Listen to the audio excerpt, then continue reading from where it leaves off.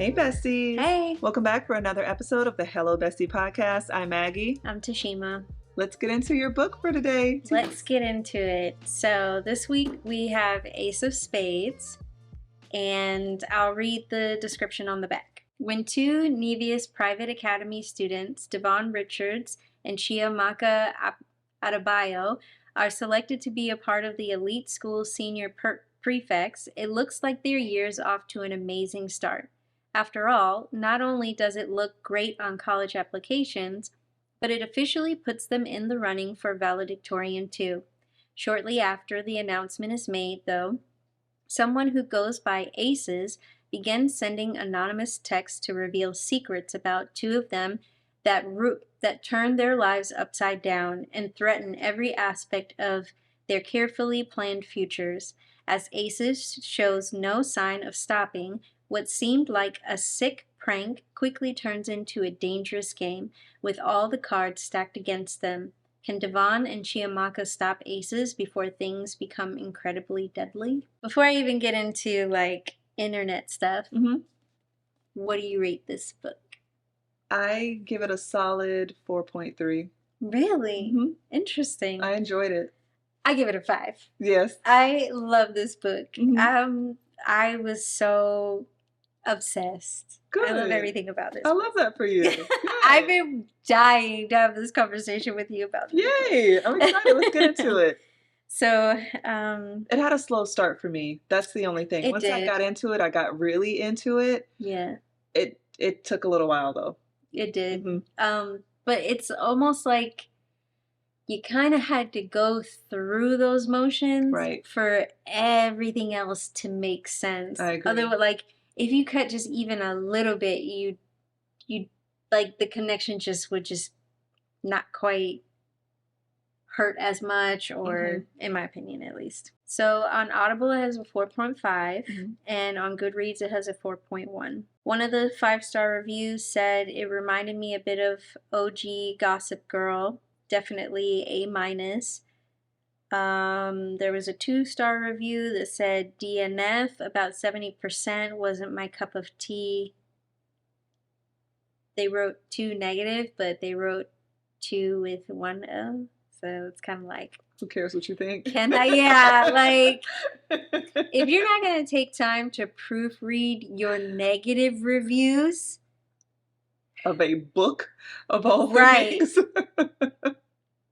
What are you doing here? And 4 people thumbs it up, which is it's just strange.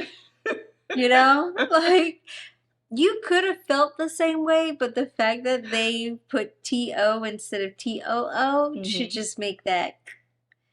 Another 5-star review. Wow, I love this book. YA thriller. Think Get Out mixed with Gossip Girl. And it just goes on and on. I'd heard that. I've never seen Get Out or Gossip Girl, but I heard those references a couple of times. Wow.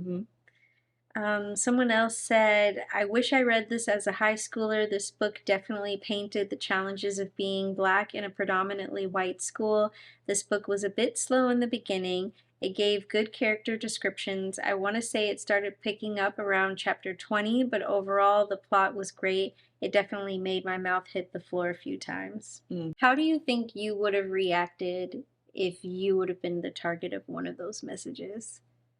Would you have reported it, or would you, what do you think you would have done? If everybody's phone's going off and then you find out that something very intimate or personal about you has literally just been spread to the whole entire school. I would have been extremely embarrassed. First off, extremely embarrassed. I probably would have left school for that day. I don't think I would have stayed at school for the remainder of the day. I would have went home and I would have told my parents and asked them, lay it all out. That was one thing that really bothered me about both of them, although I think the author explained very well why they didn't. Right. Chiamaka, I was a little bit more irritated with. Because her parents seemed like they would have been more receptive to, hey, this is what's going on, and they probably would have been there nipping it in the bud. Right. But then she explained that her dad was kind of like not that kind of Aloof. guy that would do that at all. So if you feel like they aren't going to do anything at all, I could understand why. I would have told my parents, especially with the whole, let me get the reporter and we're going to broadcast this. You still ain't said nothing to your people though? Right. You're willing What? to tell the entire world. This is how you want them to find out? Right. Yeah, I would have been embarrassed. There's no way I would have been able to sit through class for the remainder of the day with people sniggling and giggling and saying stuff and all of that. And then she did try to say something. And then when you find out what happens, there was no one at school that she could have told for anything to change or to improve upon at all, which is what was really messed up. Did you like Chiamaka? Did you find her to be a likable character? It's not that I liked her or disliked her. I feel that I could understand her motivation and desire for doing what she was doing to get to where she wanted to be. What do you mean, having the different boyfriends and having the transactional? By any means necessary. Okay. This is what I have to do to get what I want.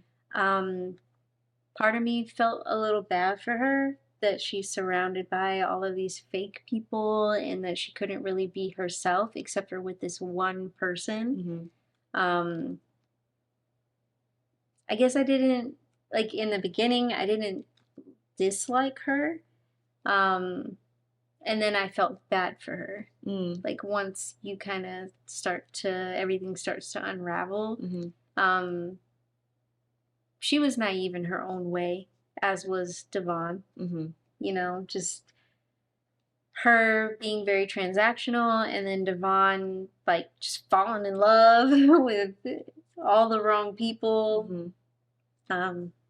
Yeah, I don't know if that answers your question. No, it kind of does. I didn't like her, and then I did kind of like her, and then I didn't like her, and I think that's the mark of a good character. Like I said, I've never seen Gossip Girl, and I felt like she was trying to give Karen Walker from Will and Grace, you know, someone who's just a little like rich, uppity, I'm gonna say what I want. But she was more in a cruel way and not in a funny way like Karen was. Like, she might hurt your feelings, but you kind of respect it because it's like... She's like laughing.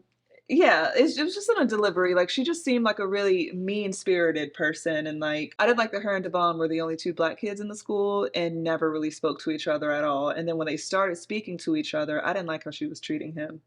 I didn't like the way she was treating him either, but I think it fit her character considering that they were they were from very different socioeconomic statuses. So for her, she's like, ew, yuck.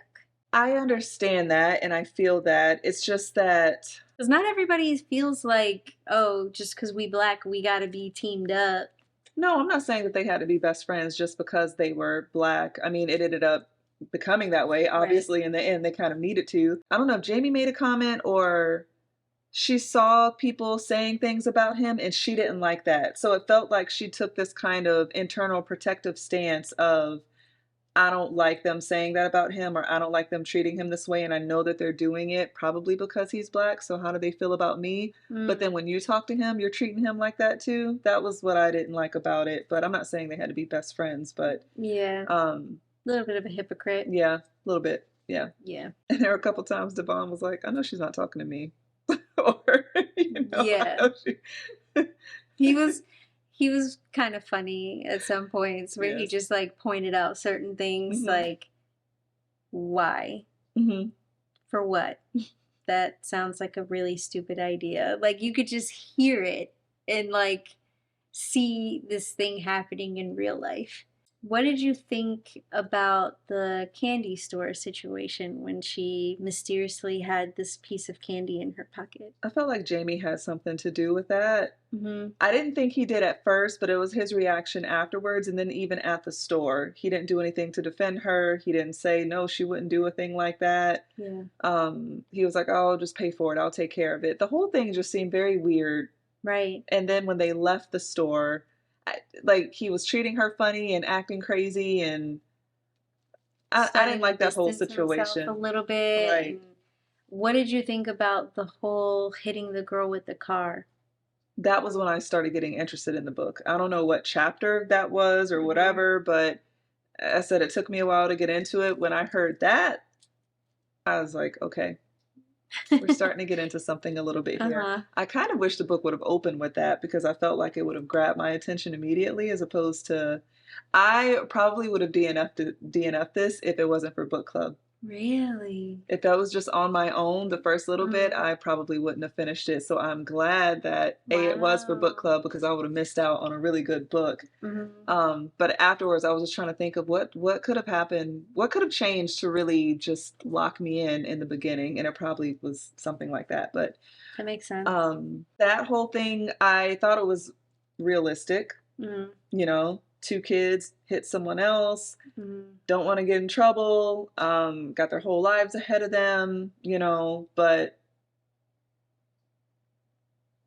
yeah, that felt like, when is it going to come out that she did this? Because Yeah.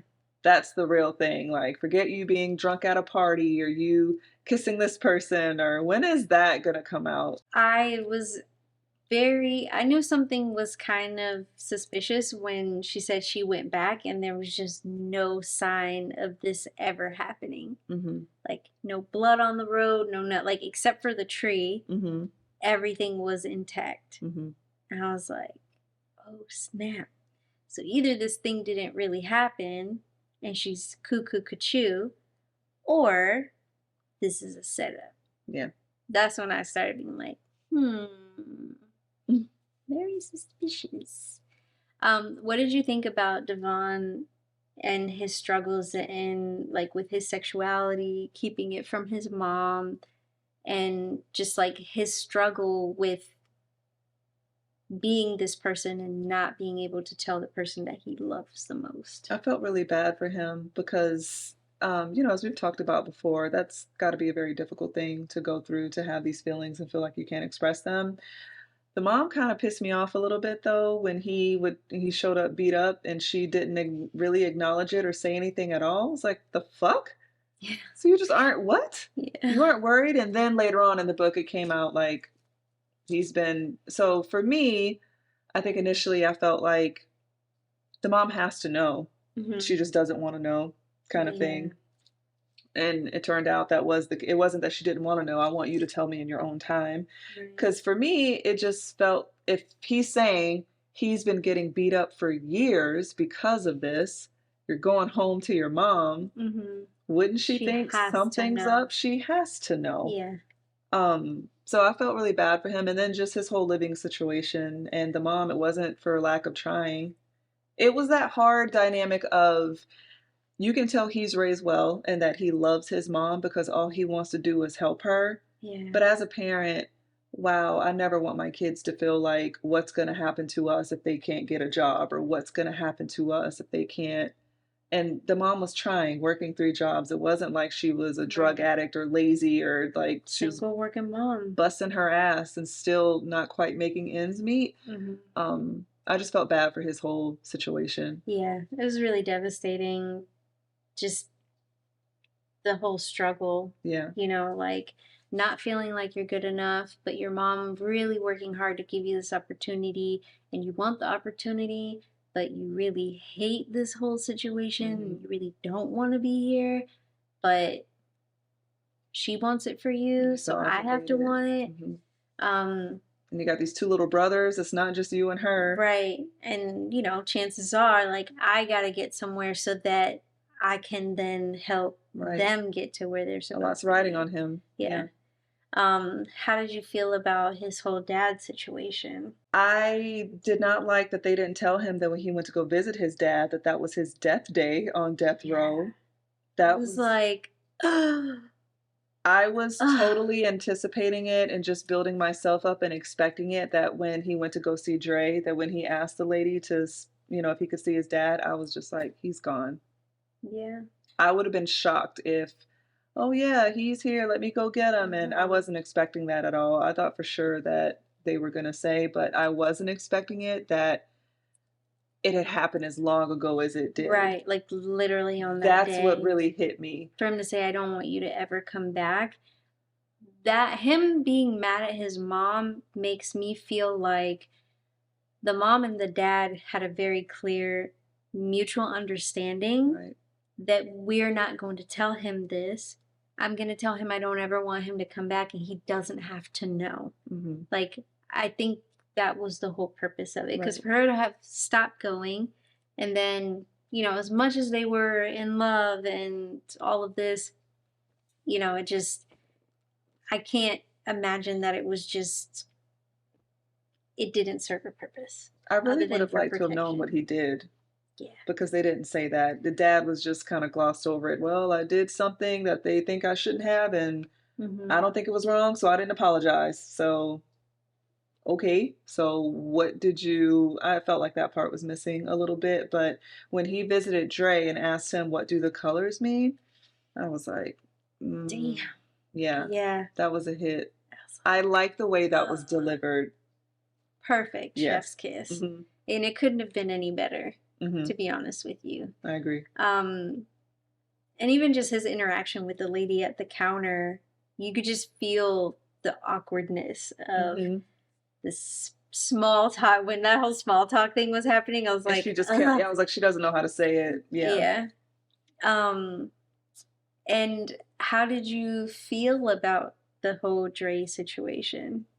Like him getting locked up and With the whole Dre situation, I really felt like, man, you really can never look at a person and just assume what they're attracted to or what they Mhm. like. And I thought that was sad. And that made me think about, what is that show? I've never seen it, but I have watched clips of it on YouTube. Was it Pink Valley? Oh, P Valley. P Valley, yeah. Mhm. Of like, the gangster rapper characters. Yeah. Yeah, it made me think about that for whatever reason. Just Mhm. here's this drug dealer, like supposed to be like all hard and this and that. And I don't think Right. being homosexual makes you a soft male at all. Like I Right. don't. So, but there's this kind of stigma, I guess. And, Mhm. people think like, he's coming there to like, he's getting served in a different way. He's getting served in Correct. more ways than one, let me just say. Which, I mean, to be honest with you, yeah, I'm sure all of his boys knew Hmm. exactly what time it was. And Devon said that. Yeah. Hmm. Which makes the whole beatdown that much harder. That bothered me. It's And it's like, like, well, that's status quo. What mhm. did you think about, so in the midst of Aces, which Aces I thought was like a perfect name. And I like the audio, how it was like Aces. It really reminded me Mhm. of One of Us's line. Mm. And honestly, when I started reading this book, it was putting me in mind of that because there were a lot of correlations between it. Both of them Mhm. take place in high school. The main difference is with Aces, you didn't know who it was, and that's kind of the purpose of the book, Mhm. of finding out who it is. One of Us is lying. It's very clear that there's this school gossip thing Mhm. and who's behind it. You Okay. know who it is. So there are some correlations with that for Mhm. me. So in Gossip Girl, that's kind of how the gossip is spread. Like Hmm. the voice has that type of Oh, Aces, like, okay. XOXO, like it has that Mm. voice. So, and I think in, is it, no, I think the author did mention that she was inspired by Gossip Girl She did, yeah. and was in school when she wrote this. And it's like loosely influenced by her own personal experiences. Yeah. Yeah, that definitely makes sense. So yeah, One of Us is lying. It's similar. Just well, guys, I guess our favorite star football player had some Mhm. blah blah. It's kind of like that. Yeah. So, And that's very much how Gossip Girl is. mm. Very like messy, anonymous, texting people's business. So it's like a modern Mean Girls burn book type of thing.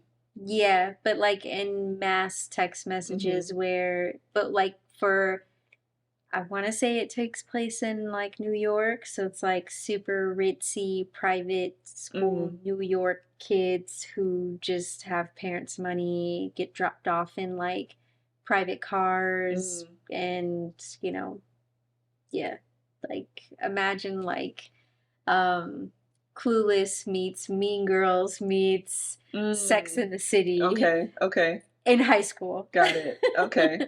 I'll have to check the show out. um Sounds interesting. I didn't follow the entire series because I think by the time this show came out, I was like kind of past where I would have gotten sucked into it. But I Okay. did see episodes here and there to have like a good general concept of like, you know, some of the mess. Yeah. So it was very I like the concept of it and having that voice of like XOXO. Yeah. I And with appreciated that. Aces, I was like, oh my God. Yeah. It was a tiny bit for me nostalgic, but I could see somebody who really followed the show would just be like over the moon even more so than me. That's what I was going to ask you. So, how did you feel about these extra characters coming up when they did?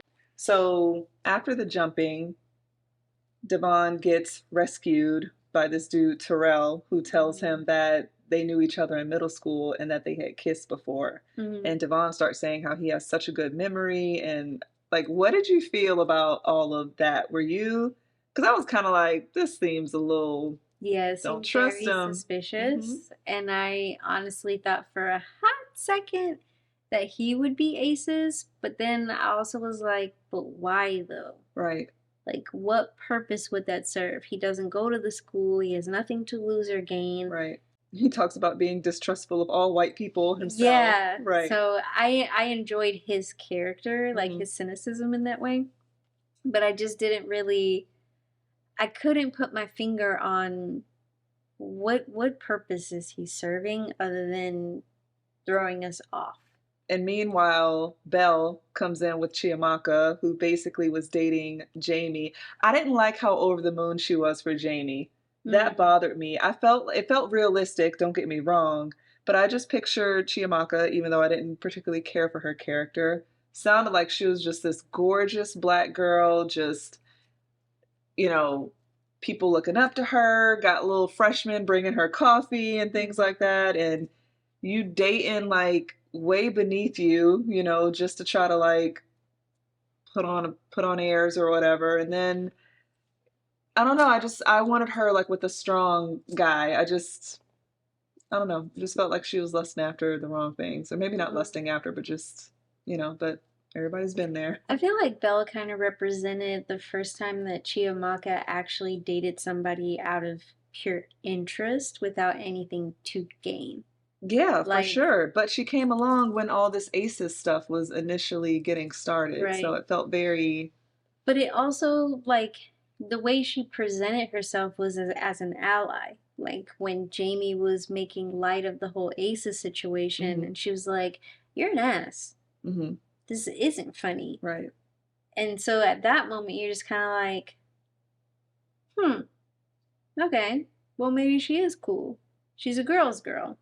But then, you know, you kind of obviously gather that she's like, well, I was only really hanging out with him because I was trying to hang out with you. So then you gather that maybe they're a lot more alike than what you realize. So I kind of like that. I was not surprised. I agree. At the whole Belle thing. Yeah. I was like, fucking white people. Yeah, I felt torn. Like, fucking white people. I felt torn at their placements in the story, but it was very strategic and very good on the author because it felt like, okay, it's just been established these fuckers can't trust anybody. At their school. So at least and they're not talking to their parents about this stuff. So if they didn't have these people, this one person they could talk to and confide in about all of this, it's good that they have that. But also don't trust them because they're coming in at a very convenient time. So it was this weird paradigm that was very interesting. But I liked her relationship with Belle, them being friends and things. So I didn't initially think it was going to be what it was when Belle was basically getting in her face like, oh, so is it true? Is it not true kind of thing? And then I respected that she came clean with it. And while Jamie's lying and him just feeling like I can tell her whatever and she's going to be cool with it. So I love that. Nope, that was not the case at all. Jeez.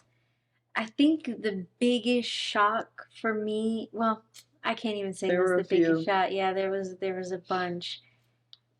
So I was surprised and also not surprised, if that makes sense, with Devon's music teacher. I was really upset. I was surprised. Okay, I was not surprised. I was very disappointed. I was very disappointed. I was hoping that my instinct was going to be really off. I 1000% agree, because he even told Terrell was like, name two or name one, or how many. Yeah. Name one or two white people that just have really good intentions for you and want the best for you. Yeah. I'll wait. Go ahead. Yeah. And he said his music teacher. And you've been working on this piece with this man for Juilliard the entire time you've been at this school. Right. So then to find all this out, and then it's like, oh, what is this piece for? Like, he's playing dumb? It's for Juilliard. Like, what do you mean? Like that I can't do this anymore. This is just too much. That whole thing was, wow. Yeah. Damn. Knife in the heart. Yeah. It's like that was all the hope that he had, and just... So part of me was kind of thinking that somehow maybe the mom might have been like the original student. I don't know why. Fell off the face and just... Yeah, because I don't know. I guess I was expecting, like, for the mom to be a little oblivious to the stuff that's happening was an interesting take at the school, and for her to be so like with the bruises and the this and the that, and like maybe she's been brainwashed. Like maybe that's why she's so down on her luck, because she was like basically student zero, and she never got to graduate from high school, so she's working these sorry jobs because she, you know. But then I'm like, but why would she send her student there? And did the timeline work out though?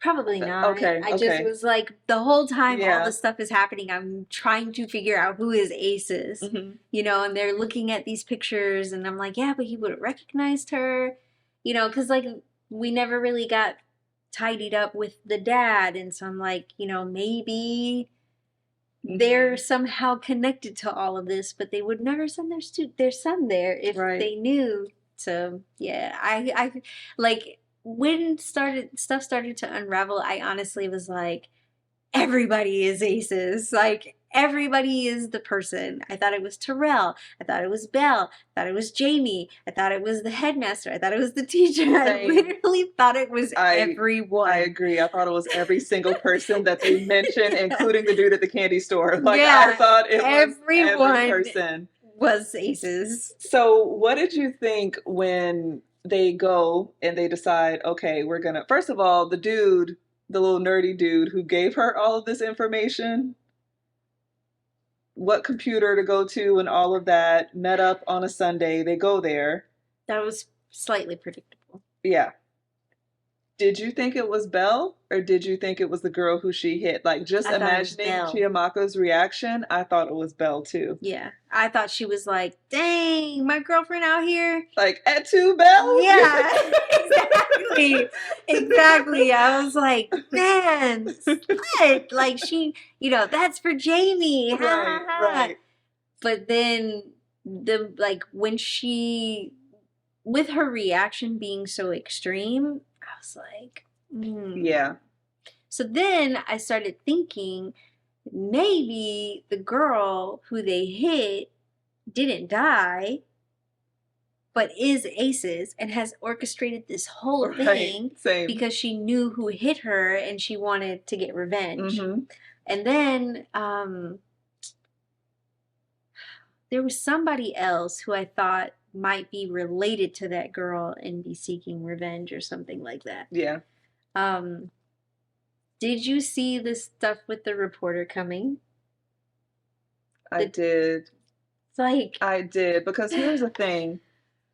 Okay, well, first of all, before we get there, imagine, well, I mean, there wouldn't have been a book. Haha, we always do that. Yeah. But if typical Black people. Don't go in that door. Roll credits. Movie is over. Done. Hope you enjoyed it. Yeah. But when she was supposed to tackle old girl, or they didn't know it was a girl, but when she was supposed to tackle him, and then he tie him up or whatever, and that didn't happen, and Chiamaka just fucking dips out because she's freaked out. Imagine if Devon just would have left too, like chasing after her. The fact that he stayed and let me see what this is. Yeah. Him going through the computer and opening up the folders and just, I can't imagine how he felt sitting there and seeing the faces of all these people and their assignments. Yeah. Going back decades. Yeah. Like, this whole thing has been orchestrated and completed. From the inside out. Yep. Relationship that you have had for the last 4 years, no matter how insignificant. Right. Everybody's purpose is literally to interact with you for this one reason. Yep. That's for real the long con. And what's crazy, Chiamaka spent her whole high school career building herself up to be what she was. She was always a prefect. She was always all of this. It's very strange and especially cruel that Devon, he went to the school, he did a good job, but he stayed under the radar the whole time. He wasn't trying to be popular, he wasn't trying to talk to people, he kept his head down, then he went back home to the hood, and he got up and he came back, and he's just trying to get a better life for his family. That is his motivation. Right. Chiamaka wants to be a doctor, she wants to keep, they each have their own motivations. But to make him a prefect, his senior year, like all of a sudden you're recognizing him and you're making him this thing, like the fact that you just bring him all the way up just to bring him crashing down is especially cruel. Because I actually think it's especially cruel for Chiamaka because she had worked so hard to go to the top, to know you only got here because we allowed you. Right. Like for him, he's like, what? Yeah. I didn't ask for any of this. Right. But literally her whole academic career has been one big okie doke. Yes. Like, talk about the rug being pulled from underneath you. And what really broke my heart was Jack. Yeah. I was like, damn. Yeah.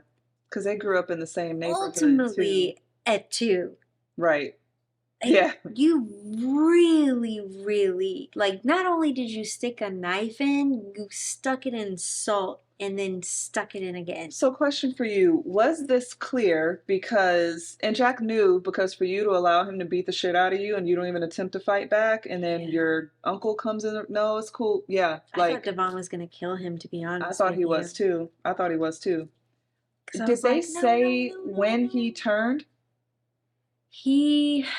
I don't know if that was clarified, but he brought up affirmative action because he's like, why would you do this? I think he was in it from the beginning too. Like, but they've known each other since they were kids. That's the thing. They've known each other since they were kids, and they've grown up in that. He was indoctrinated when he got into high school. Like when they both got accepted to that school, that's when Jack was indoctrinated into. Okay, that makes sense. I didn't know if it was that year, that senior year, or.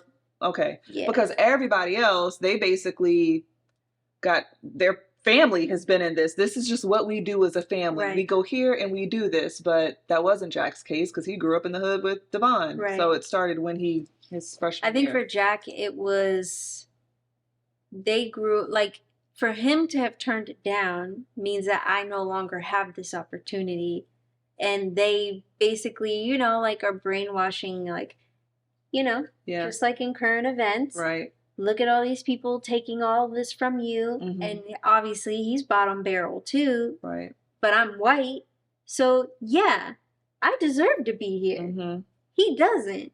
He's only here because XY, so like I think it really played with his mental. Yeah. But because they've known each other since they were kids, like there was part of his humanity that I think it made him feel so guilty, which is why over those years he started pulling back and wasn't talkative and this and this and like he played his role, but it was set up to where you thought it was because when Devon came out to him, he's uncomfortable with that. Yeah. So he knew all of the, and that's why he's like, you deserve everything that's coming to you. And I was like, yeah, what else is coming to him? yeah. Like, how would you know?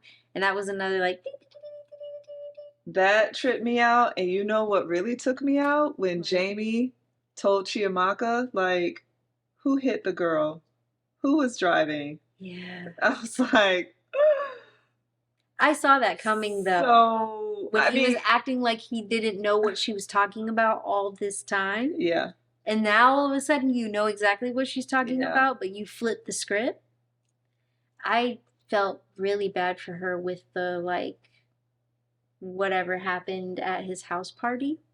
Yeah. Like with the photos and feeling sore and all of that. Like we can't confirm or deny what happened. Right. But clearly something not so bueno happened. The whole wormhole, I knew the reporter was going to be linked up in this, especially when they said it was other schools.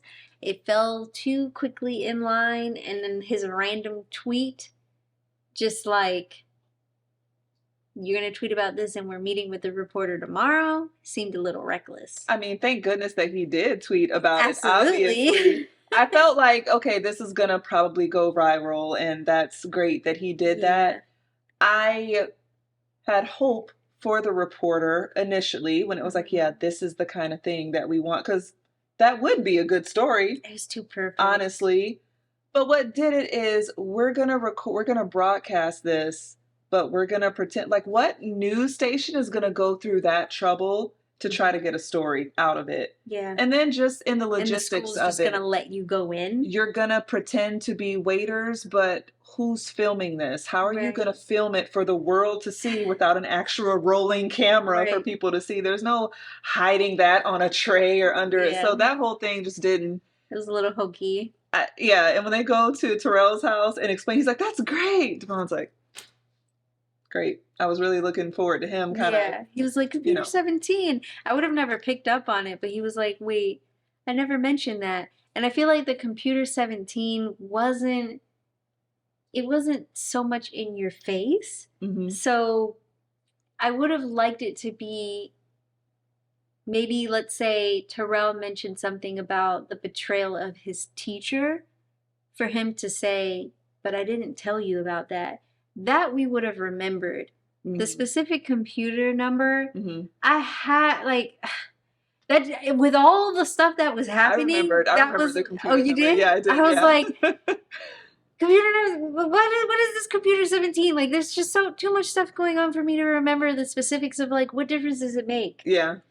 So I guess it's just me then. Yeah. Well, no, because he had mentioned that was a specific detail that I didn't tell anybody. His teacher turning on him, I felt like that would have been something that he told Terrell, because he had previously said, I trust this guy. He didn't tell him. He didn't. They didn't say a lot of things that they should have said.